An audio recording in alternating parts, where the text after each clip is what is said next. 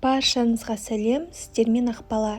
Бүгін сіздерге ешқандай сливкиді қажет етпейтін, өте қарапайым, бірақ та дәмі өте ерекше торттың рецептімен бөліскелі отырмын. Каналыма жазылып кетуді ұмытпаңыз. Ең алдымен құрғақ ингредиенттерді араластырып аламыз. Ол үшін ыдысқа ұнды, мак және де қамыр қопсытқышты салып араластырамыз.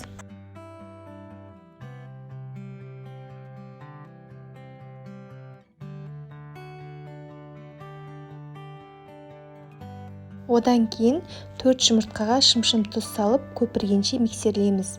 Одан кейін құм шекерді бөліп салып, қою масса болғанға дейін толықтай миксерлеп шығамыз.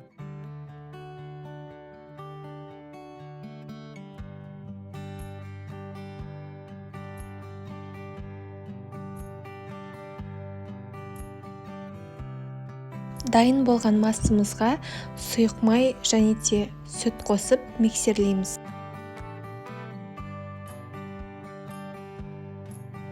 Ең соңында құрғақ ингредиенттерімізді салып, толықтай араластырамыз.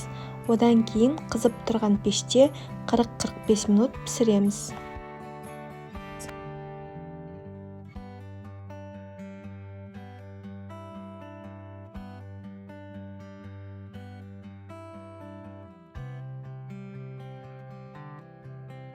Корж піскеннен кейін кремді дайындауға кірісеміз.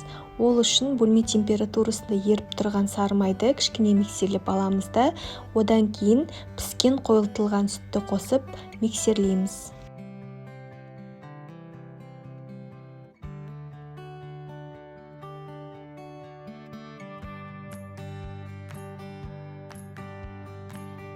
Толықтай суыған коржды 3 бөлікке бөлеміз.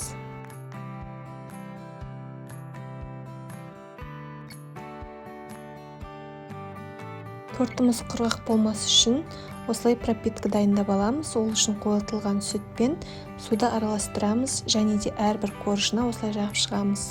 Одан кейін кремімізді жағып тортты жинайтын боламыз.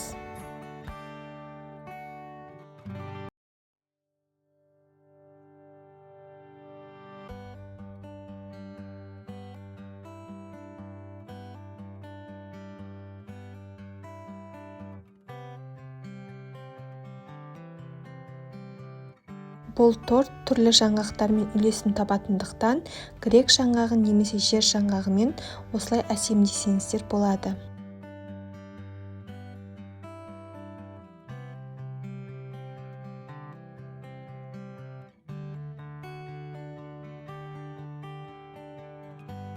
Мінекей осымен өте дәмді болып шығатын әрі тез дайындалатын тортымыз дайын. Баршаңызға жасап көруге кеңес беремін. Ас болсын!